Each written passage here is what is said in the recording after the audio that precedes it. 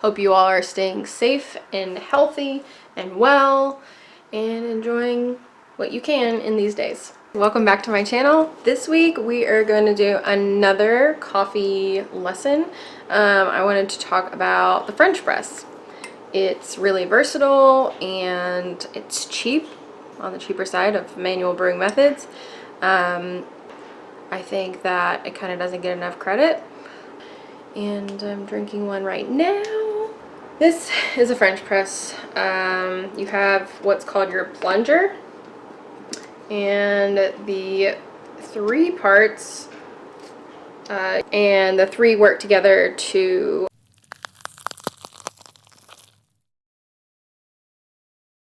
push the grinds and make sure that none escape on the sides and separate the grinds from the water. Simple enough. The main difference with the French press and some other types of manual brewing methods is obviously that it doesn't use a paper filter. And the number one thing that a paper filter does is filters through fats and oils that can sometimes lead to like unwanted bitter elements of coffee.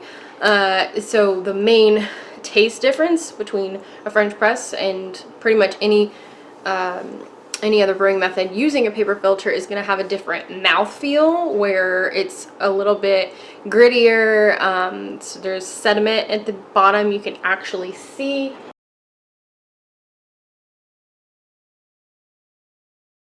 In my previous video with learning the basics, I explained the three primary categories of brewing methods, where there's a gravity driven, which is like a V60 or a Chemex, where gravity is doing a lot of the work, pushing the water through the coffee.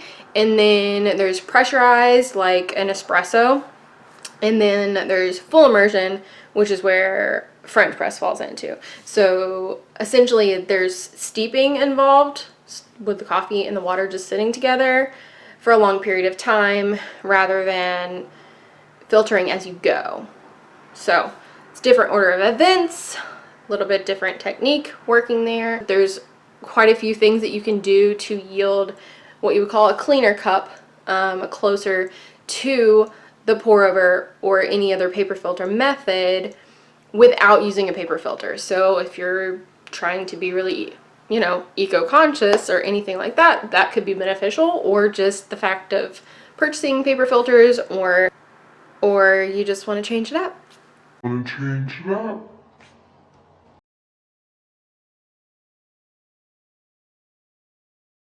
French press grind size is going to be the coarsest option on whatever your grinder is. Like coarse sea salt should be about the granule size that you want, which is French press would be on the coarsest side, and your espresso would be all the way on the finer side, and then in the middle would be like drip and pretty much everything in between. So coarsest grind size, and the reason for that is the bigger grinds in the water, you want them to be completely saturated. So I will show a couple examples of how to imitate a paper filter with the French press. Okay, so at this point the coffee is already brewed, but instead of going ahead and plunging, I take the plunger off and I'm using spoons to skim off whatever is floated to the top. So the grinds are at the bottom, your brewed coffee is essentially in the middle, and the top is just, you could say, foam. It's different fats and oils, the extra things that a paper filter would typically get rid of. And so you're just cleaning things up, and once you're done with that, you can give it a mix one more time, and then you'll put the plunger back on. And another note is to not plunge all the way down to where it touches the grinds. Just don't squeeze the grinds. That can lead to a bitter cup. And there you have it.